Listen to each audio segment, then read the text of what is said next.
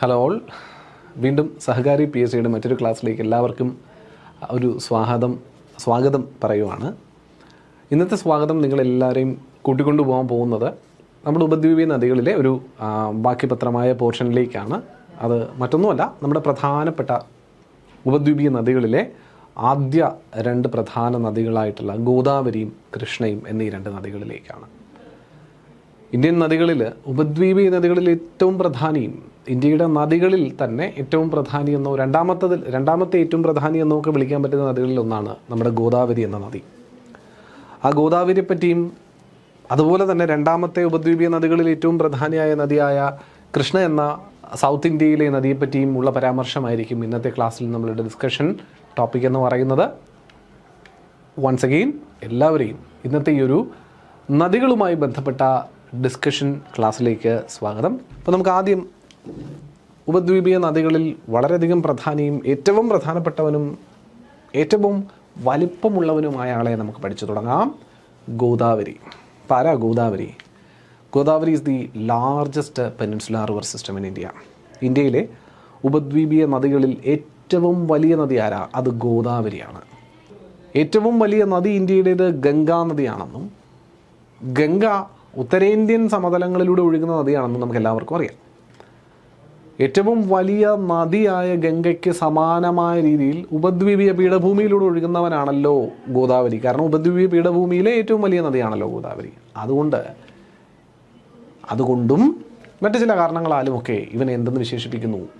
ദക്ഷിണ ഗംഗ എന്ന് വിശേഷിപ്പിക്കുന്ന നദിയാണ് ആര്? ഗോദാവരിയാണ്. കാരണം ഗംഗയാണ് ഏറ്റവും വലിയ ഇന്ത്യയിലെ നദി. അത് ഉത്തരേന്ത്യൻ സമതലങ്ങളിലാണ്. അപ്പോൾ ഉപദ്വീപിലോ അത് ഗോദാവരി. അതുകൊണ്ട് അവൻ ദക്ഷിണ ഗംഗ എന്ന് പേര് കൊടുക്കുക. അവനാണ് സൗത്ത് ഗംഗ, ദക്ഷിണ ഗംഗ എന്നറിയപ്പെടുന്നത്. ദക്ഷിണ ഗംഗ എന്ന് മാത്രമല്ല, വൃദ്ധഗംഗ എന്നറിയപ്പെടുന്ന നദി ഏതെന്ന ചോദ്യത്തിന് ഉത്തരവും ഗോദാവരി തന്നെ. അപ്പോൾ ഇത് രണ്ടും ഒരുപാട് തവണ ചോദിച്ചിട്ടുള്ളതാണ്. ദക്ഷിണ ഗംഗ എന്നറിയപ്പെടുന്ന നദിയായാലും ശരി, വൃദ്ധഗംഗ എന്നറിയപ്പെടുന്ന നദിയായാലും ശരി, ഇത് രണ്ടിൻ്റെയും ഉത്തരം ഗോദാവരി തന്നെ. ഗോദാവരിയുടെ ഉത്ഭവം അങ്ങ് മഹാരാഷ്ട്രയിലെ നാസിക് ജില്ലയിലാണ്. എവിടെ? Brahmagiri mountains in the Trimbakeshwar. എവിടെയാണ്? ബ്രഹ്മഗിരി കുന്നുകളിലാണ്. ത്രയംബകേശ്വർ, ബ്രഹ്മഗിരി കുന്നുകൾ. ഏത് ജില്ല? നാസിക് ജില്ല. സംസ്ഥാനം മഹാരാഷ്ട്ര. അപ്പോൾ ഗോദാവരി എന്ന സംസ്ഥാനം പ്രധാനമായിട്ടും ഒറിജിനേറ്റ് ചെയ്യുന്ന സംസ്ഥാനവും ഒഴുകുന്ന സംസ്ഥാനവും മഹാരാഷ്ട്രയാണ്. മഹാരാഷ്ട്രയിൽ നിന്ന് ഒറിജിനേറ്റ് ചെയ്ത് അതുവഴി പ്രധാനമായി ഒഴുകി വരുന്നൊരു നദിയാണ് നമ്മുടെ ഗോദാവരി എന്ന് മനസ്സിലാക്കണം. ഒഴുകുന്നത് കിഴക്കോട്ടാണ് എന്നതും വ്യക്തമാണ്. മഹാരാഷ്ട്ര എന്ന സംസ്ഥാനം നിൽക്കുന്നത് പടിഞ്ഞാറാണ്. അവിടെ നിന്ന് ഒറിജിനേറ്റ് ബ്രഹ്മഗിരി കുന്നുകളിൽ നിന്ന് ഒറിജിനേറ്റ് ചെയ്യുന്ന ഈ ആശാൻ ആര്? ഗോദാവരി എന്ന ഇന്ത്യൻ ഉപദ്വീപീയ പീഠഭൂമിയിലെ ഏറ്റവും പ്രധാനപ്പെട്ട നദി, ഏറ്റവും വലിയ നദി ബ്രഹ്മഗിരി കുന്നുകളിൽ നിന്ന്, മഹാരാഷ്ട്രയിലെ നാസിക് ജില്ലയിലെ ബ്രഹ്മഗിരി കുന്നുകളിൽ നിന്ന് ഒറിജിനേറ്റ് ചെയ്ത് കിഴക്കോട്ടേക്ക് ഒഴുകുന്ന നദിയാണ്. ചെന്നെവിടെയാണ് പതിക്കുന്നത്? കിഴക്കോട്ടേക്ക് ഒഴുകുന്ന നദി ചെന്ന് പതിക്കുന്നത് ബംഗാൾ ഉൾക്കടലിൽ, ബേ ഓഫ് ബംഗാൾ.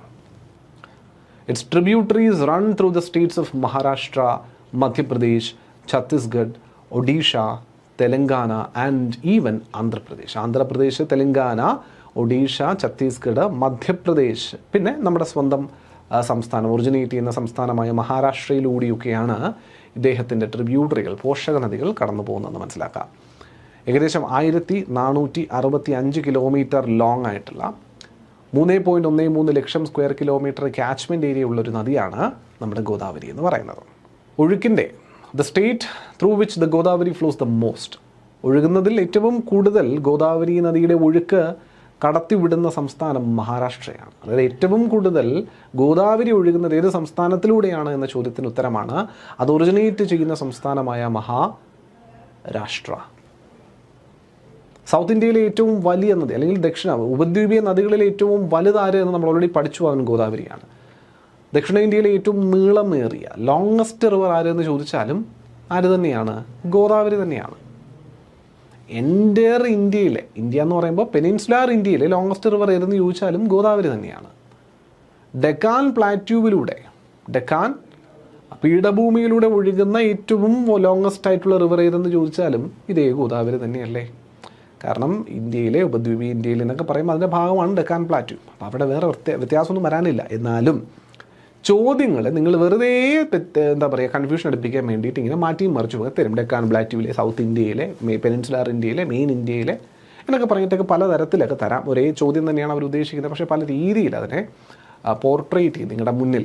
അപ്പോൾ അവിടെ ചില കുട്ടികൾക്കെങ്കിലും കൺഫ്യൂഷൻ വരാനുള്ള സാധ്യതയുള്ളതുകൊണ്ട് ഞാൻ ആ കാര്യങ്ങളെല്ലാം കൂടി എടുത്ത് പ്ലേസ് ചെയ്തു എന്നേ ഉള്ളൂ. The river separating the Malwa plateau and Deccan plateau, ഇത് ആക്ച്വലി ഇത് നിങ്ങൾ പഠിക്കാൻ തന്നെയാണ് നല്ലത്. കാരണം സാധാരണയായിട്ടുള്ള ചോദ്യങ്ങളിലെല്ലാം ഈ മാൽവ പ്ലാറ്റ്യൂവിനെയും ചോട്ടാ നാഗ്പൂരിനെയും സെപ്പറേറ്റ് ചെയ്യുന്ന നർമ്മദ എന്ന നദിയായിട്ട് തന്നെയാണ് പറഞ്ഞിരിക്കുന്നത് കേട്ടോ. അതിലും ലാർജസ്റ്റ് ആയിട്ടുള്ള പെനിൻസുലാർ നദി അതിൽ എന്ന രീതിയിൽ ഗോദാവരിനെ ഒരു പരാമർശം ആക്ച്വലി പറയാമെങ്കിലും ഇതിൻ്റെ ഉത്തരങ്ങളിലെല്ലാം അതിന് നർമ്മദയായിട്ട് തന്നെയാണ് തന്നേക്കുന്നത്. സോ അതുകൊണ്ട് ഈ സ്റ്റേറ്റ്മെൻറ്റ് നിങ്ങൾ നോക്കണ്ട കേട്ടോ. ഈ ഒരു സ്റ്റേറ്റ്മെൻറ്റ് നിങ്ങൾ നോക്കണമെന്നില്ല. മറ്റേത് തന്നെ അത് നിങ്ങൾ നോക്കണമെന്ന് ഇല്ലാത്തൊരു സ്റ്റേറ്റ്മെൻറ്റാണ് കേട്ടോ. River separating Malwa plateau Deccan plateau ആര് തന്നെയാണ്, അത് നർമ്മദയാണെന്ന രീതിയിൽ പഠിച്ചാൽ മതി. നമ്മുടെ ഉത്തരത്തിന് വേണ്ടിയിട്ട് PSC പരീക്ഷയുടെ പെർസ്പെക്റ്റീവിൽ നോക്കുമ്പോൾ അത് നർമ്മദയാണ്, ആരല്ല, ഗോദാവരി അല്ല. ഓക്കെ, അത് നമ്മളിവിടെ നോട്ട് ചെയ്തിട്ടുണ്ട്, അതുകൊണ്ട് അത് ജസ്റ്റ് അറിഞ്ഞിരിക്കുക. നമ്മുടെ ഗോദാവരി എന്ന നദിയുടെ പ്രധാന ഡ്രെയിനേജിൻ്റെ ഒരു പാറ്റേൺ ആണ് ഇഷ്ടംപോലെ ട്രിബ്യൂട്ടറീസ് ഗോദാവരി ഇവിടെ നിന്ന് ഒറിജിനേറ്റ് ചെയ്ത് ഒഴുകി വരുന്നത് കാണാൻ പറ്റുന്നുണ്ട്. ഗോദാവരി, പൂർണ്ണ, വാർധ, വൈൻഗംഗ അല്ലേ, പലരും ഇവനിലേക്ക് വന്ന് ജോയിൻ ചെയ്യുന്നതും പല പല പട്ടണങ്ങളുടെയും പേരുകളും നിസാമാബാദൊക്കെ നിങ്ങൾക്ക് കാണാൻ പറ്റുന്നുണ്ട്. ഗംഗാഖേർ കാണാൻ പറ്റുന്നുണ്ട്, ഔറംഗാബാദ് കാണാൻ പറ്റുന്നുണ്ട്, ആദിലാബാദ് കാണാം, ചന്ദ്രാപൂർ കാണാം, വാർധ കാണാം, അമരാവതി കാണാം, സിറോഞ്ച കാണാം, അങ്ങനെ രാജമുദ്രി. ഇങ്ങനെ പല സംസ്ഥാനങ്ങളിലൂടെ അല്ലെങ്കിൽ പല പ്രധാനപ്പെട്ട പട്ടണങ്ങൾക്കരികിലൂടെയായി ഇവൻ ഒഴുകി വന്ന് ബേ ഓഫ് ബംഗാളിലേക്ക് ഇറങ്ങുന്നതായിട്ടാണ് നമുക്ക് കാണാൻ പറ്റുന്നത്. ഗോദാവരി പല സ്ട്രീമുകളായിട്ട് ഇങ്ങനെ ഇവിടെ എത്തുമ്പോൾ ബൈഫർക്കേറ്റ് ചെയ്യുന്നതും പല സ്ട്രീമുകളായിട്ട് ചെന്ന് ഇവിടെ ഇറങ്ങുന്നതും കാണാം ബേ ഓഫ് ബംഗാൾ. കാരണം ഒറ്റ നദിയായിട്ട് ചെന്ന് ബേ ഓഫ് ബംഗാൾ ഇറങ്ങുകയല്ല ചെയ്തത്. ഇവിടെ എത്തി പിന്നെ രാജമുദ്രി കഴിഞ്ഞതിന് ശേഷവും പലതല സ്ട്രീമുകളായിട്ട് ഡിവൈഡ് ചെയ്യുന്നുണ്ട്. ശരിക്കും പറഞ്ഞാൽ 7 സ്ട്രീമുകളായിട്ട് ഡിവൈഡ് ചെയ്യുന്നത്. നമുക്കത് അങ്ങോട്ട് പോകുമ്പോൾ നമുക്ക് നോക്കാം എത്ര സ്ട്രീമുകളാവുന്നുണ്ട്, അതിൻ്റെ പേരെന്തൊക്കെയാണെന്നൊക്കെ ഉള്ളത് നമുക്ക് നോക്കാം. അതിനൊക്കെ ഇമ്പോർട്ടൻസ് ഉണ്ട്, നമുക്കത് പോകുമ്പോൾ നോക്കാം. എന്തായാലും ഡീറ്റെയിൽസ് കുറച്ചുകൂടി നോക്കാം. The basin is bounded on the north by Satmala Hills, on the south by Ajanta Ranges and the Mahadev Hills, on the east by Eastern Ghats and the west by Western Ghats. അപ്പോൾ വടക്ക്, പടിഞ്ഞാറ്, കിഴക്ക്, തെക്ക് ഒക്കെ ആരൊക്കെയാണ് boundary ചെയ്തിരിക്കുന്നത് എന്നതിൻ്റെ ഒരു ഇൻഫർമേഷനാണ്. അതിൻ്റെ ബേസിൻസിനെ ബൗണ്ടറി ചെയ്തിരിക്കുന്നത് ഇൻഫർമേഷൻസ് ആണ്, വളരെ ഇമ്പോർട്ടൻ്റ് ഒന്നുമല്ല. ആന്ധ്രാപ്രദേശിൻ്റെയും തെലങ്കാനയുടെയും ജീവരേഖ, ലൈഫ് ലൈൻ എന്ന് വിശേഷിപ്പിക്കുന്ന നദി കൂടിയാണ് ഗോദാവരി എന്ന നദി. Second longest in India. Sorry ഞാൻ പെട്ടെന്ന് സെക്കൻഡ് ലോങ്സ്റ്റ് എന്ന് കേട്ടപ്പോൾ അത് പെനിൻസുലാർ റിവർ വെച്ച് കണക്കൂട്ടിയതാണ് കേട്ടോ. ഇന്ത്യയിലെ സെക്കൻഡ് ലോങ്സ്റ്റ് റിവറാണ്, ഗംഗയാണല്ലോ. അത് കഴിഞ്ഞിട്ട് വരുന്നത് സെക്കൻഡ് ലോങ്സ്റ്റ് റിവറായിട്ട് നമുക്ക് കണക്കൂട്ടാം. ഇന്ത്യയിലെ സെക്കൻഡ് ലോങ്സ്റ്റ് റിവറായിട്ട് കണക്കൂട്ടാം. വെസ്റ്റേൺ ഘട്ട്സിൽ ഉത്ഭവിക്കുന്ന, പശ്ചിമഘട്ടത്തിൽ നിന്ന് ഉത്ഭവിച്ചൊഴുകുന്ന നദികളിൽ ഏറ്റവും നീളമേറിയ നദിയായിട്ട് നമുക്ക് ആരെ പരിഗണിക്കുവാൻ സാധിക്കും? ഗോദാവരിയെ പരിഗണിക്കുവാൻ സാധിക്കും എന്നുള്ളതാണ്. ട്രിബ്യൂട്ടറീസ് പ്രവാര, പൂർണ്ണ, മഞ്ജീര അല്ലെങ്കിൽ മഞ്ജുര, പെൻഗംഗ, വാർധ, വൈൻഗംഗ, പ്രാണഹിത, അതായത് combined flow of Wainganga, Penganga and വാർധയാണ് പ്രാണഹിത, ഇന്ദ്രാവതി, മനേർ, സാബ്രി, ഇങ്ങനെ ഒരുപാട് ട്രിബ്യൂട്ടറീസ് നമുക്ക് പറയാം. എന്നാൽ ട്രിബ്യൂട്ടറീസും പിന്നെ ഓരോ ബാങ്കിൻ്റെയും ട്രിബ്യൂട്ടറീസും നമുക്കൊന്ന് പരിചയപ്പെടാം. Left bank and right bank tributaries പ്രധാനപ്പെട്ടവന്മാരെ മാത്രമാണ് നോക്കുന്നത്. റൈറ്റ് ബാങ്ക് ട്രിബ്യൂട്ടറീസിൽ പ്രധാനമായിട്ടും വരുന്ന ആൾക്കാർ പ്രവാര, മഞ്ജീര, മനേറാണ്. ലെഫ്റ്റ് ബാങ്കിൽ പൂർണ്ണ, പ്രാണഹിത, ഇന്ദ്രാവതി, സബരി, വൈൻഗംഗ, വാർധയൊക്കെ ഇതിലാണ് വരിക, ലെഫ്റ്റ് ബാങ്ക് ട്രിബ്യൂട്ടറീസിലാണ് വരിക. 49% of this lies in Maharashtra, 20% in Madhya Pradesh, Chhattisgarh and the rest in Andhra Pradesh. അപ്പോൾ 49% വരുന്ന ഗോദാവരിയും മഹാരാഷ്ട്രയിലും 20% മധ്യപ്രദേശിലും ഛത്തീസ്ഗഡിലുമായിട്ടും ബാക്കി വരുന്ന ഏരിയ എന്ന് പറയുന്നത് ആന്ധ്രയുടെയും തെലങ്കാനയുടെയൊക്കെ ഭാഗമായിട്ടാണ് നമുക്ക് പറയാൻ പറ്റുക. The Godavari is subjected to heavy floods in lower reaches to the south of Polavaram, where it forms a picturesque gorge. അതായത് ഒരു ഗിരികേന്ദ്ര സാമാന്യം ഒരു നല്ല ഭംഗിയുള്ളൊരു താഴ്വര ക്രിയേറ്റ് ചെയ്യുന്ന ഒരു സ്ഥലം കൂടിയാണ് കേട്ടോ, ലോവർ റീച്ചസിൽ പോലാവരം കഴിഞ്ഞിട്ടുള്ള സ്ഥലം. അപ്പോൾ അവിടെയൊക്കെ പ്രധാനമായിട്ടും ഫ്ലഡിങ്, വെള്ളപ്പൊക്കം ക്രിയേറ്റ് ചെയ്യുന്ന സാഹചര്യമൊക്കെ ഗോദാവരി ചെയ്യാറുണ്ട് എന്നുള്ളതാണ്.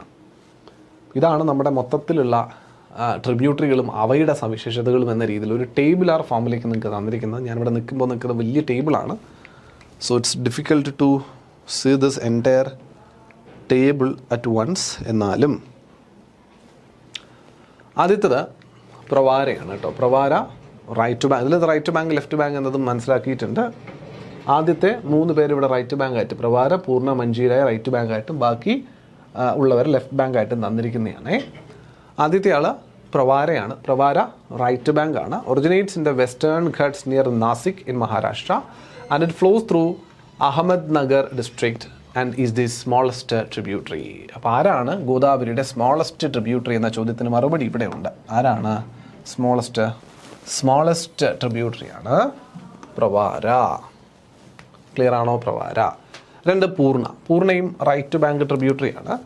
Rises in the Ajanta range and it joins the Godavari near Gangakhed in Maharashtra. മഹാരാഷ്ട്രയിലെ ഗംഗാഖേദ് വെച്ചിട്ട് ഗോദാവരിയിലേക്ക് ജോയിൻ ചെയ്യുന്നവനാണ് നമ്മുടെ പൂർണ്ണ എന്ന river, which is a right bank tributary. Ajanta റേഞ്ചിൽ നിന്ന് ഒറിജിനേറ്റ് ചെയ്ത് ഗോദാവരിയിലേക്ക് കണക്റ്റ് ആകുന്ന ഗോദാവരിയുടെ ട്രിബ്യൂട്ടറി ഏത്, പോഷക നദി എന്ന ചോദ്യത്തിന് ഉത്തരമാണ് പൂർണ്ണ എന്ന് കൊടുക്കുക നിങ്ങൾ. ഓക്കെ. അടുത്ത റൈറ്റ് ബാങ്ക് ആണ് മഞ്ജീര. മഞ്ജീര റൈറ്റ് ബാങ്ക് ട്രിബ്യൂട്ടറികളിൽ ഏറ്റവും ലോങ്സ്റ്റ് ആണ്. The longest right bank tributary of Godavari. എന്തുകൊണ്ട് അത് എങ്ങനെ എടുത്തു പറഞ്ഞു വെച്ചാൽ അത് ചോദിച്ചിട്ടുണ്ട് മുമ്പ്. So Manjira is the longest right bank tributary of Godavari and it flows through Maharashtra, Karnataka and Telangana having a length of 724 kilometre. 724 kilometre ആണ് അതിൻ്റെ ലെങ്ത് വരിക. നാലാമത്തെ ആൾ പെൻഗംഗയാണ്, വിച്ച് ഇസ് എ ലെഫ്റ്റ്. ഇനി അങ്ങോട്ടുള്ളവരൊക്കെ ലെഫ്റ്റ് ബാങ്ക് ട്രിബ്യൂട്ടറീസ് ആണ്. Penganga originates in the Ajanta range in Yavatmal district Maharashtra and it joins Wardha river before contributing to the Pranahita. പ്രാണഹിതയിലേക്ക് ചെന്ന് കോൺട്രിബ്യൂട്ട് ചെയ്യുന്നതിന് മുമ്പ് വാർധ നദിയുമായി കൂടിച്ചേരുന്നവനാണ് പെൻഗംഗ റിവർ. അതും അജന്ത റേഞ്ചിൽ തന്നെ ഉത്ഭവിക്കുന്നുണ്ട് എന്നും മനസ്സിലാക്കാം. ലെഫ്റ്റ് ബാങ്ക് ട്രിബ്യൂട്ടറിയാണ് അവൻ കേട്ടോ, ലെഫ്റ്റ് ബാങ്ക് ആണ്. അടുത്തത് വാർധ. സത്പുര റേഞ്ചസിൽ മധ്യപ്രദേശിൽ നിന്ന് ഒറിജിനേറ്റ് ചെയ്യുന്നവനാണ് Wardha. Combines with Penganga and Wainganga to form Pranahita. Pranahita എന്ന നദിയായി മാറാൻ പെൻഗംഗയും വൈൻഗംഗയുമായിട്ട് വാർധ എന്ത് ചെയ്യുന്നു, ജോയിൻ ചെയ്ത് എന്താവുന്നു, പ്രാണഹിത എന്ന ഫോർമേഷൻ ആവുന്നു അല്ലെങ്കിൽ നദിയാകുന്നു. അടുത്തത് വൈൻഗംഗയാണ്. വൈൻഗംഗയും ലെഫ്റ്റ് ബാങ്ക്. റൈസസിൻ്റെ സത്പുര റേഞ്ച് തന്നെയാണ്, മധ്യപ്രദേശിലെ സത്പുര റേഞ്ചിൽ നിന്ന് തന്നെ വരുന്നു. പ്രാണഹിതയുടെ ഫോർമേഷന് ഭാഗമാവുന്നുണ്ട്. വെയിൻഗംഗയും പെൻഗംഗയും വാർധയും ചേർന്നിട്ടാണ് പ്രാണഹിത എന്ന രീതിയിലേക്ക് മാറുന്നത് നമ്മൾ പറഞ്ഞതാണ് ഓൾറെഡി. അപ്പോൾ അതിൽ വെയിൻഗംഗയും ഉണ്ട്. Pranahita formed by the confluence of Wainganga, Penganga and Wardha rivers. Yes പറഞ്ഞു. And it is the longest tributary of Godavari. അതാണ് ഗോദാവരിയുടെ മൊത്തത്തിലുള്ള ഏറ്റവും ലാർജസ്റ്റ് ട്രിബ്യൂട്ടറി ആരാണ്? പ്രാണഹിതയാണ്. ലോങ്സ്റ്റ് റൈറ്റ് ബാങ്ക് ട്രിബ്യൂട്ടറി മഞ്ജീരയായിരുന്നു, അല്ലെങ്കിൽ മഞ്ജീരയെന്നോ പറയാം, രണ്ടും പറയാം. എന്നാൽ മൊത്തത്തിലുള്ള ഗോദാവരിയുടെ ഏറ്റവും ലാർജസ്റ്റ് ട്രിബ്യൂട്ടറി ആരായിരുന്നു? ഡിസ്ചാർജിൻ്റെയാണ്, വെള്ളം കൊണ്ടൊഴുക്കുന്നതിൻ്റെ കണക്ക് വെച്ച് നോക്കുമ്പോൾ ലാർജസ്റ്റ് ട്രിബ്യൂട്ടറിയാണ് Pranahita. Indravati originates in the Eastern Ghats in Kalahandi district of Odisha. ഒഡീഷയുടെ കാലഹന്തി ഡിസ്ട്രിക്റ്റിൽ നിന്ന് ഈസ്റ്റേൺ ഘട്ട്സിൽ നിന്ന് ഒറിജിനേറ്റ് ചെയ്യുന്നവരാണ് Indravati.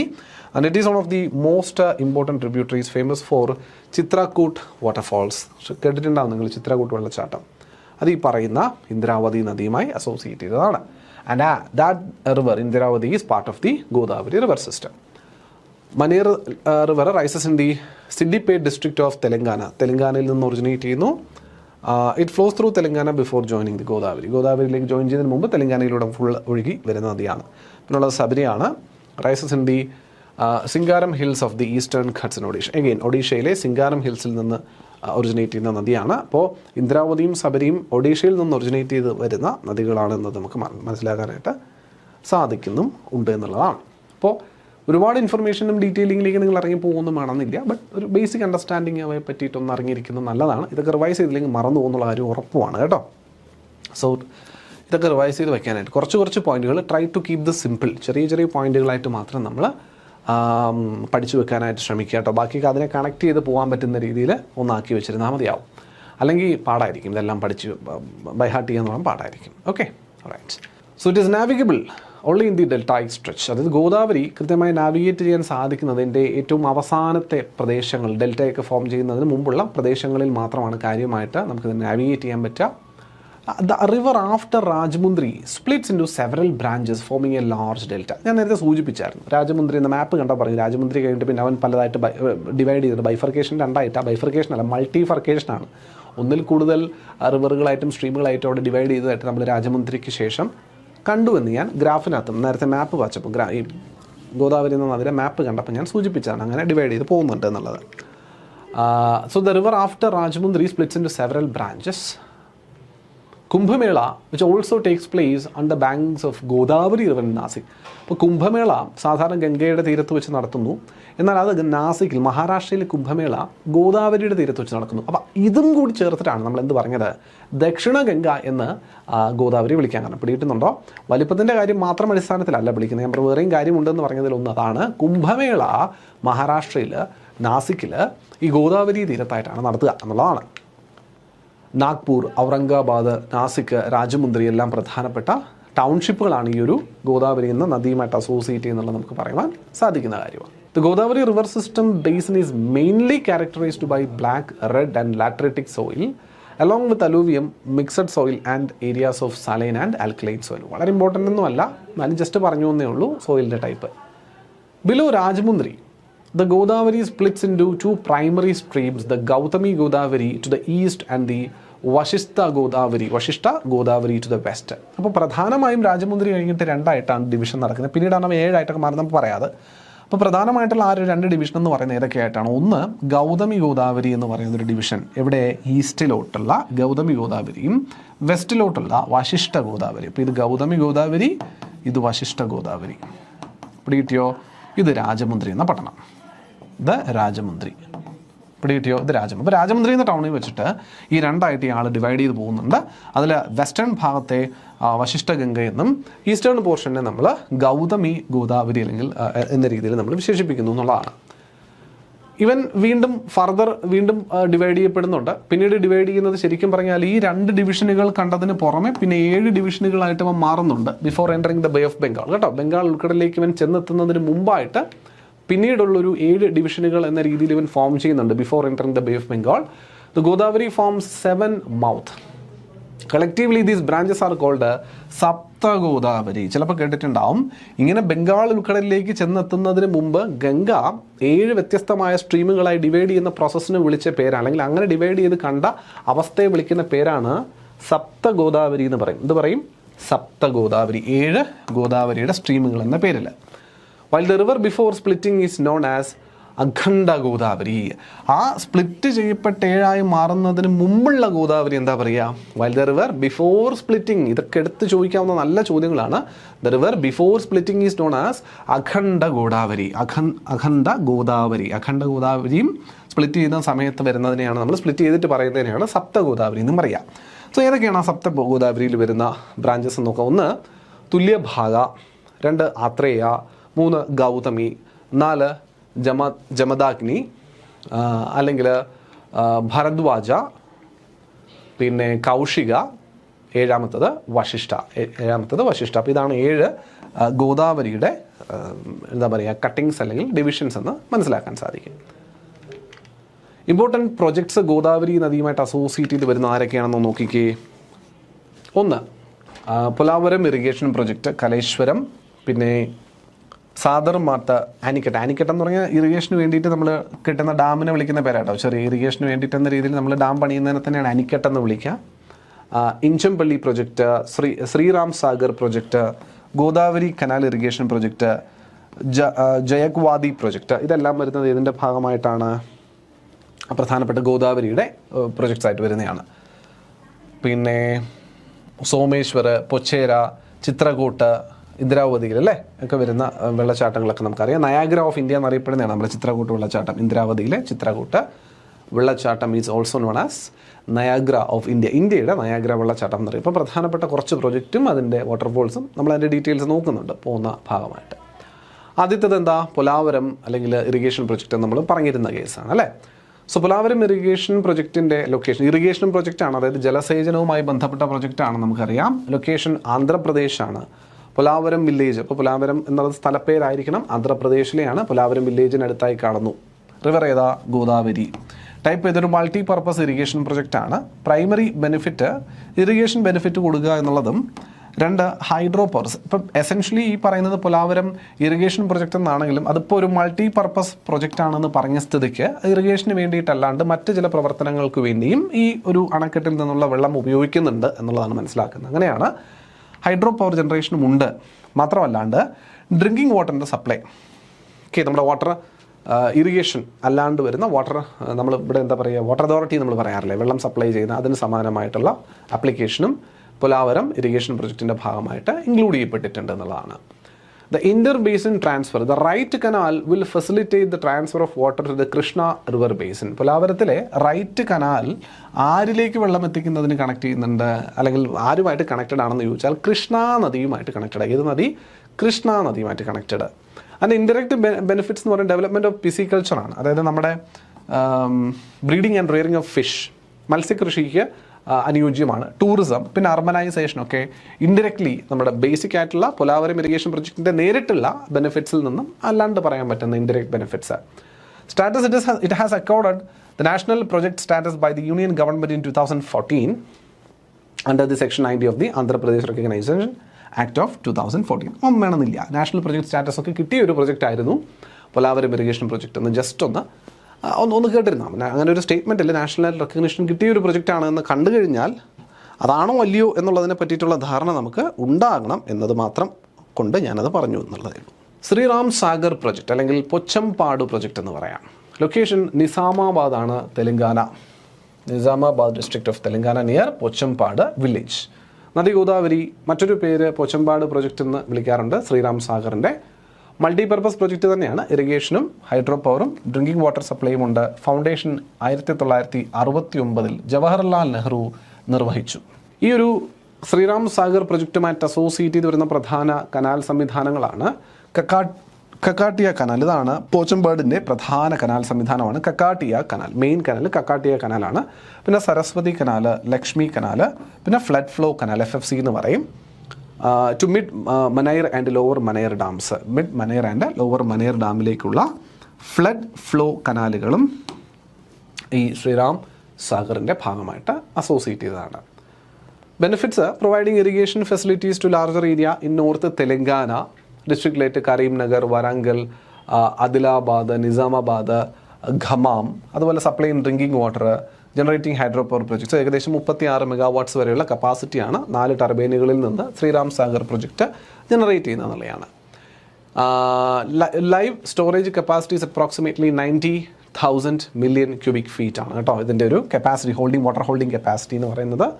Significance often described as the life line for a large part of Telangana. തെലങ്കാനയുടെ ഒരു പ്രധാന ഭാഗത്തേക്കുള്ള ലൈഫ് ലൈൻ, ജീവരേഖ എന്ന വിശേഷണം നമുക്ക് ശ്രീറാം സാഗർ പ്രൊജക്റ്റ് അല്ലെങ്കിൽ പൊച്ചംപാട് പ്രൊജക്റ്റിനെ വിശേഷിപ്പിക്കാവുന്നതാണ്. അപ്പോൾ ഇതൊന്നും അധികം അങ്ങനെ ആരും നമ്മൾ പറഞ്ഞു പോകുന്ന സാധനങ്ങളല്ല, പക്ഷേ ഇതിനൊക്കെ ചോദ്യങ്ങൾ ചോദിക്കാവുന്നതാണ്. ഓക്കെ, ജയക്വാടി ഡാം, നാദ് സാഗർ എന്നും വിളിക്കാം, ജയക്വാടി. ഇതേപോലുള്ള ഇൻഫർമേഷൻസ് ജസ്റ്റ് ഞാൻ പെട്ടെന്നൊന്ന് പറഞ്ഞു പോകുന്നതേ ഉള്ളൂ. ജസ്റ്റ് ഫാക്ച്വൽ കണ്ടീഷൻസ് ആണ്, ഇതിനകത്തൊന്നും വേറെ ലോജിക്ക് പറയാനില്ല. ലൊക്കേഷൻ പൈത്താൻ താലൂക്ക്, ഛത്രപതി സംഭാജി നഗർ, ഔറംഗാബാദ്, മഹാരാഷ്ട്രയിലുള്ള തന്നെ ഔറംഗാബാദിലുള്ള പൈത്താൻ താലൂക്കിലാണ്. ഛത്രപതി സംഭാജി നഗർ, അത് മതി, ഛത്രപതി സംഭാജി നഗറിലാണ് ഉള്ളതെന്ന് അറിഞ്ഞിരുന്നാൽ മതി. റിവർ ഗോദാവരി, റിസർവറിൻ്റെ നെയിം എന്താ? Nath Sagar Jalashayi. Okay, Nath Sagar. Primarily an earthen dam with a masonry spillway section, and it is one of the largest earthen dam in Asia by length. ഏറ്റവും വലിയ എർത്തൻ ഡാമുകളിൽ ഒന്നാണ് ആക്ച്വലി ജയക്വാടി ഡാം അല്ലെങ്കിൽ നാദ് സാഗർ ഡാം എന്ന് പറയുന്നത്. 1965 പ്രവർത്തനം ആരംഭിച്ച് 76 ഇനാഗുറേഷൻ നടന്ന അണക്കെട്ട്. ടോട്ടൽ കപ്പാസിറ്റി എന്ന് പറയുന്നത് ഏകദേശം 2.9 ബില്യൺ ക്യൂബിക് മീറ്റേഴ്സ് ആണ്, അല്ലെങ്കിൽ 102.75 മില്യൺ ക്യൂബിക് ഫീറ്റ് എന്നും പറയാം. ഇതും ഞാൻ നേരത്തെ സൂചിപ്പിച്ച അണക്കെട്ടുകളെ പോലെ തന്നെ മൾട്ടിപർപ്പസ് പ്രൊജക്റ്റാണ്. ഇറിഗേഷനും ഡ്രിങ്കിങ് വാട്ടറും ഇൻഡസ്ട്രിയൽ സപ്ലൈയും ഹൈഡ്രോ പവർ ജനറേഷനും ഫ്ലഡ് കൺട്രോളും എല്ലാം നമുക്ക് ഇതിനകത്തും പറയാൻ സാധിക്കും. വളരെ ഇമ്പോർട്ടൻ്റ് ആയിട്ടുള്ള മറ്റൊരു പ്രൊജക്റ്റാണ് കലേശ്വരം ലിഫ്റ്റ് ഇറിഗേഷൻ. അതിപ്പോൾ ഡീറ്റെയിൽ ആയിട്ട് നിങ്ങൾ പിന്നീട് നോക്കുക. Kaleshwaram lift irrigation project is a massive built purpose multipurpose irrigation project in the state of Telangana. വളരെ പ്രധാനമായിട്ട് നോക്കേണ്ടതിൻ്റെ സംസ്ഥാനമാണ് കലേശ്വരം ലിഫ്റ്റ് ഇറിഗേഷൻ പ്രൊജക്റ്റ്. ഏത് സംസ്ഥാനവുമായിട്ട് അസോസിയേറ്റ് ചെയ്തതാണ്? തെലങ്കാനയായിട്ട് അസോസിയേറ്റ് ചെയ്തതാണ്. It is currently the world's largest multi-stage lift irrigation scheme designed to lift water over a significant elevation to supply drought-prone regions. അപ്പോൾ പൊതുവെ ഈ lift irrigation സംവിധാനം എന്നതിനെപ്പറ്റി പലർക്കും ചിലപ്പോൾ ഒരു ധാരണക്കുറവുണ്ടാവും. എങ്കിൽ അവർ ശ്രദ്ധിക്കാൻ വേണ്ടി പറയുന്നത് ലിഫ്റ്റ് ഇറിഗേഷൻ എന്ന് പറയുന്നത് സാധാരണ അണക്കെട്ടുകളിൽ നിന്ന് ഇറിഗേഷൻ സംവിധാനങ്ങൾ ലോവർ സ്ട്രീമുകളിലേക്കാണ് പോവുക. അതായത് വെള്ളം ഇങ്ങനെ വന്ന് നിൽക്കുന്നു, ഇവിടെ അണക്കെട്ട് കിട്ടുന്നു, എന്നിട്ട് ഇവിടെ നിന്ന് താഴേക്കുള്ള പ്രദേശങ്ങളിലേക്കാണ് പ്രധാനമായിട്ടും വെള്ളം പമ്പ് ചെയ്ത് കൊടുക്കുക എന്നുള്ളതാണ്. അല്ലെങ്കിൽ അണക്കെട്ടുകൾ ഇവിടെ ഷട്ടറുകൾ തുറന്നിട്ടൊക്കെ വെള്ളം താഴത്തെ സ്ട്രീമിലേക്ക് വെള്ളം കൺട്രോൾ ചെയ്ത് എടുത്ത് വിട്ട് അതിൽ നിന്ന് കനാലുകൾ പലയിടങ്ങളിലേക്ക് സ്പ്ലിറ്റ് ചെയ്ത് പോയി അതിലേക്ക് വെള്ളം എത്തുന്നു. അതായത് ലോവർ റീച്ചസിലേക്കാണ് ജനറലി വെള്ളം എത്തുക. ലിഫ്റ്റ് ഇറിഗേഷൻ എന്ന് പറയുമ്പോൾ അതല്ലാണ്ട് ഹയർ എലിവേഷനുള്ള സ്ഥലങ്ങളിലേക്ക് വെള്ളം പമ്പ് ചെയ്യുന്നത് തന്നെയാണ് നമ്മൾ ലിഫ്റ്റ് ഇറിഗേഷൻ സംവിധാനം എന്ന് പറയാം. അവിടെ നിന്ന് ലിഫ്റ്റ് ചെയ്യണം, ഒരു സമ്പിൽ നിന്ന് ലിഫ്റ്റ് ചെയ്ത് മറ്റിടത്തേക്ക് കൊടുക്കുക. അപ്പം അങ്ങനെയുള്ളതിൽ ഏറ്റവും വേൾഡ്സ് ലാർജസ്റ്റ് ആയിട്ടുള്ള ഒരു മൾട്ടി സ്റ്റേജ് ലിഫ്റ്റ് ഇറിഗേഷൻ സിസ്റ്റമാണ് Kaleshwaram lift irrigation project, which is part of this Godavari. Okay, അടുത്തത് സാദർമത്ത് അനിക്കട്ട് പ്രൊജക്റ്റ്. അനിക്കട്ടിൻ്റെ കാര്യം ഞാൻ ഓൾറെഡി പറഞ്ഞു. Sadarmat anicut project, yes, international commission on irrigation and drainage. ഞാൻ ICID എന്ന് പറയുന്ന സാധനം, international commission on irrigation and drainage എന്ന് പറയുന്ന എന്താ പറയുക രജിസ്റ്ററിൽ, അവരുടെ രജിസ്റ്ററിനകത്ത് വേൾഡ് ഹെറിറ്റേജ് ഇറിഗേഷൻ സ്ട്രക്ചേഴ്സിൻ്റെ ആ ഒരു രജിസ്റ്ററിനകത്ത് ലിസ്റ്റ് ചെയ്യപ്പെട്ടിരിക്കുന്ന പ്രൊജക്റ്റാണ്, അല്ലെങ്കിൽ അണക്കെട്ടാണ് സാദർമത്ത് അനിക്കട്ട് പ്രോജക്റ്റ്. അനിക്കട്ട് എന്ന് പറയുന്നത് ഞാൻ നേരത്തെ സൂചിപ്പിച്ചല്ലോ, അനിക്കട്ട് ഇസ് ജസ്റ്റ് ഇറിഗേഷന് വേണ്ടിയിട്ടുള്ള ഡാം പണിയുന്നതിന് അനിക്കട്ട് എന്നുള്ള രീതിയിൽ പറയാം. അപ്പോൾ അത് ഓൾറെഡി ലിസ്റ്റ് ചെയ്യപ്പെട്ടിരിക്കുന്നതാണെന്നുള്ളത് സിഗ്നിഫിക്കൻ്റ് ആണ് കേട്ടോ. ലൊക്കേഷൻ നിസാമാബാദാണ്, തെലങ്കാനയിലെ നിസാമാബാദാണ്. ടൈപ്പ് ആനിക്കട്ടാണ്, masonry weir structure without reliable storage. കാര്യമായിട്ടുള്ള സ്റ്റോറേജ് ഒന്നും ഇല്ലാത്ത തരത്തിലുള്ള ഒരു അണക്കെട്ട് പോലെ പണിയുന്നത്, ചെറിയൊരു അണക്കെട്ട് പോലെ പണിത് ഇറിഗേഷന് വേണ്ടി വെള്ളം ഡൈവേർട്ട് ചെയ്യാൻ ഉപയോഗിക്കുന്നതാണ്. 1891-92 ഇനാഗുറേഷൻ അല്ലെങ്കിൽ കൺസ്ട്രക്ഷൻ നടന്ന പ്രൊജക്റ്റാണ് എന്നുള്ളതാണ് മറ്റൊരു പ്രത്യേകത. ഇച്ചമ്പള്ളി പ്രൊജക്റ്റ്. ഇച്ചമ്പള്ളി പൂർണ്ണമായി ഫിനിഷ് ചെയ്യപ്പെട്ടിട്ടില്ലാത്ത പ്രൊജക്റ്റായിട്ട് കൺസിഡർ ചെയ്യുന്നത് near the confluence of Godavari river and Indravati river bordering the state of Telangana, Maharashtra and Chhattisgarh. അതല്ലാണ്ട് മറ്റ് പ്രൊജക്റ്റുകൾ എന്ന രീതിയിൽ നിസാം സാഗർ പ്രൊജക്റ്റ് ഉണ്ട്, മഞ്ചീര നദി, ഇതൊക്കെ ഇമ്പോർട്ടൻ്റ് ആണ്, വെരി വെരി ഇമ്പോർട്ടൻറ്റ്. ഡാമും നദിയും സംസ്ഥാനവും ഭയങ്കര ഇമ്പോർട്ടൻ്റ് ആണ്, അതുകൊണ്ട് എടുത്തെടുത്ത് പറയുന്നതാണ്. നിസാം സാഗർ മഞ്ചീര നദിയിലാണ്, തെലങ്കാനയിലാണ്. പ്രൊജക്റ്റ് ഇറിഗേഷനും ഡ്രിങ്കിങ് വാട്ടറും. It was once the largest man made reservoir in Asia. ഒരിക്കൽ ഏറ്റവും വലിയ മാൻ മെയ്ഡ് റിസർവർ ആയിരുന്നതാണ് ഈ നിസാം സാഗർ അണക്കെട്ട്. പക്ഷേ ഇപ്പം അങ്ങനെയല്ല, അപ്പം മാറിയിട്ടുണ്ട്. ബട്ട് ഇനി ഹൗ ഇത്ര ഓർത്തിരിക്കുക, നിസാം സാഗർ മഞ്ചീര നദിയിലാണ്, തെലങ്കാന എന്ന സംസ്ഥാനവുമായിട്ട് അസോസിയേറ്റ് ചെയ്താണ്. മൾട്ടിപർപ്പസ് ഇറിഗേഷനും വാട്ടർ സപ്ലൈക്കും ഒക്കെ ഉണ്ട്, ഉപയോഗിക്കുന്നുണ്ട്. അപ്പർ പെൻഗംഗ അണക്കെട്ട് പെൻഗംഗ നദിയിലാണ്, മഹാരാഷ്ട്ര എന്ന സംസ്ഥാനത്താണ് ഇറിഗേഷനും ഡ്രിങ്കിങ് വാട്ടറിനും വേണ്ടിയിട്ട്. അപ്പർ വൈൻഗംഗ പ്രൊജക്റ്റ് വൈൻഗംഗ നദിയിലാണ്, മഹാരാഷ്ട്രയിലും മധ്യപ്രദേശിലുമായിട്ടാണ് കാണുന്നത്, ഇറിഗേഷനും ഡ്രിങ്കിങ് വാട്ടറും തന്നെയാണ്. അപ്പർ ഇന്ദ്രാവതി ഏത് നദിയിലാണെന്നൊന്നും പറയേണ്ട കാര്യമേ ഇല്ല, ഇന്ദ്രാവതി നദിയാണ്, ഒഡീഷ എന്ന സംസ്ഥാനത്താണ് കാണുക, ഹൈഡ്രോ പവറും ഇറിഗേഷനും. അതുപോലെ അപ്പർ വാർധ എന്ന അണക്കെട്ട് വാർധ നദിയിൽ, മഹാരാഷ്ട്ര എന്ന സംസ്ഥാനം, ഇറിഗേഷനും ഡ്രിങ്കിങ് വാട്ടറിനുമാണ് ഉപയോഗിക്കുന്നത് എന്നതും മനസ്സിലാക്കുക. അപ്പോൾ നമ്മൾ നേരത്തെ കണ്ടതല്ലാണ്ട് വരുന്ന ചില അണക്കെട്ടുകൾ പ്രധാനപ്പെട്ടുള്ള ആൾക്കാരുടെ ആ സംസ്ഥാനവും നദി അസോസിയേറ്റ് ചെയ്ത് പറഞ്ഞതാണ്. നിസാം സാഗർക്ക് ഒരുപാട് പിന്നെ ചോദിച്ചിട്ടുള്ള സാധനമാണ്. നിസാം സാഗർ മഞ്ചീര നദി തെലങ്കാന, നിസാം സാഗർ മഞ്ചീര നദി തെലങ്കാന, ഇതൊക്കെ എടുത്തു വെച്ച് പഠിച്ചോണം, അടിപൊളി സാധനമാണ്. വീണ്ടും വീണ്ടും ചോദിക്കുക. ബാക്കിയുള്ളതൊക്കെ നിങ്ങൾക്ക് നദിയെ കിട്ടും, പെൻഗംഗ, വൈൻഗംഗ, ഇന്ദ്രാവതി, വാർധയൊക്കെ ഏതിലാണ്, അതത് നദികളിലാണെന്നുള്ളത് കിട്ടും. സംസ്ഥാനം മാത്രം ഓർത്തേച്ചാൽ മതി. ക്ലിയർ അല്ലേ? Right. Ecological aspect of the Godavari river basin. ഇത് ശരിക്കും നിങ്ങൾ നോക്കണമെന്ന് നിർബന്ധം ഒന്നും ഇല്ലാത്തൊരു കാര്യമാണ്. പിന്നെ ഡിഗ്രി ലെവൽ ആയതുകൊണ്ട് മാത്രം നമ്മൾ ഇതുകൂടി ഒന്ന് പറഞ്ഞു പോകുന്നു എന്ന് മാത്രമേ ഉള്ളൂ. The Godavari basin is characterised by diverse ecosystems ranging from the thick forest of the Western Ghats, അവിടെ നിന്നാണത് ഒറിജിനേറ്റ് ചെയ്യുന്നത്, to the marshy coastal delta where it meets the bay of Bengal. തിക്കായിട്ടുള്ള നിബിഡ വനങ്ങൾ ഉൾപ്പെടുന്ന പശ്ചിമഘട്ടം മുതൽ അങ്ങ് തീരദേശ പ്രദേശത്തേക്ക് എത്തുമ്പോൾ കാണുന്ന തീർത്തും ഡെൽറ്റൈക്കായിട്ട് കാണുന്ന പ്രദേശം വരെയും ഈ ഗോദാവരി റിവർ ബേസിനിൽ കാണാൻ സാധിക്കുന്നതാണ്. ഫോറസ്റ്റ് കവർ ആൻഡ് ബയോഡൈവേഴ്സിറ്റി നോക്കിയാൽ catchment area significant portion around 29% of the Godavari basin is covered by forest, particularly in the middle and upper reaches across states like Maharashtra, Chhattisgarh and Telangana. അതായത് ഗോദാവരി എന്ന നദിയുടെ ഏറ്റവും ഉയർന്ന portion upper സ്ട്രെച്ചിലും middle കോഴ്സിലുമൊക്കെ 29% ശരിക്കും പറഞ്ഞാൽ catchment ഏരിയയുടെ 29% forest area ആയിട്ട് തന്നെ വരുന്നതാണ്. The central Indian belt, the rivers major tributaries Wardha, Wainganga, Indravati flows through the forested belt of central India which is home to 3 major tiger reserves. ഇപ്പോൾ സെൻട്രൽ ബെൽറ്റ് ആയിട്ടുള്ള ഗോദാവരിയുടെ പ്രധാന ട്രിബ്യൂട്ടറികൾ ഈ സെൻട്രൽ ബെൽറ്റിൽ, അതായത് പ്രധാന ഫോറസ്റ്റ് ആയിട്ടുള്ള ഏരിയയിൽ 3 ടൈഗർ റിസർവിൻ്റെ ഭാഗമായിട്ട് ഒഴുകുകയാണ്. Tadoba national park Maharashtra, Pench national park, Indravati national park മഹാരാഷ്ട്രയും മധ്യപ്രദേശുമായിട്ടും ഛത്തീസ്ഗഡുമായിട്ടും അസോസിയേറ്റ് ചെയ്ത് വരുന്നത്. അതുപോലെ Coringa wild life sanctuary situated near Kakinada in the East Godavari district of Andhra Pradesh.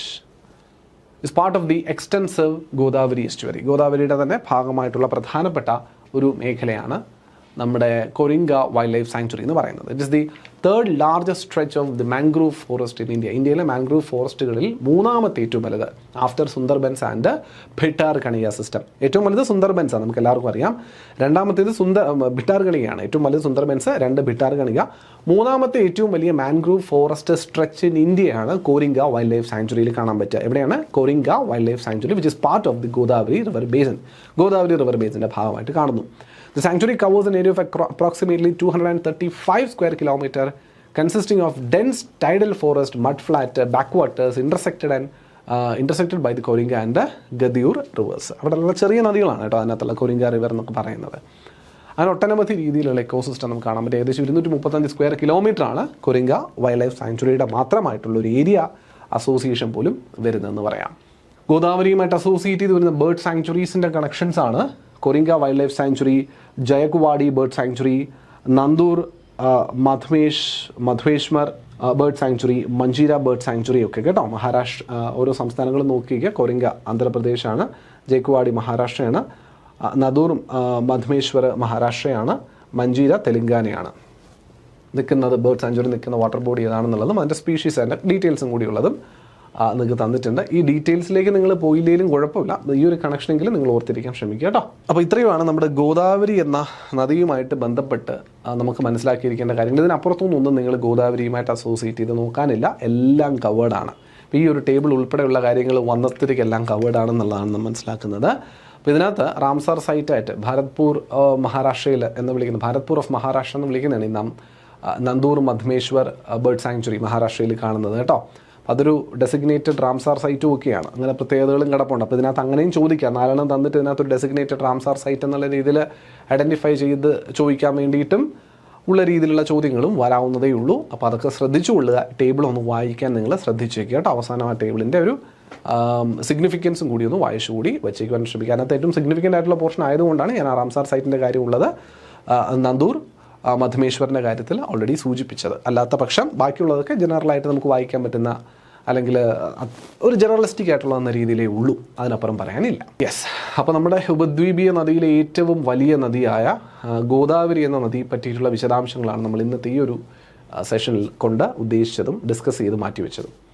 ഇത് നമ്മൾ ഈ പറഞ്ഞ നദിയുമായി ബന്ധപ്പെട്ട ഡീറ്റെയിൽസൊക്കെ എല്ലാവർക്കും മനസ്സിലായിട്ടുണ്ടാവും എന്ന പ്രതീക്ഷയിൽ കൂടുതലും ഫാക്ച്വൽ ആയിട്ടുള്ള ഇൻഫർമേഷൻസ് ആണ്. നദീനെ പറ്റി അങ്ങനെ പഠിക്കുന്നതാണ് ഫാക്ച്വൽ ഇൻഫർമേഷനാണ്.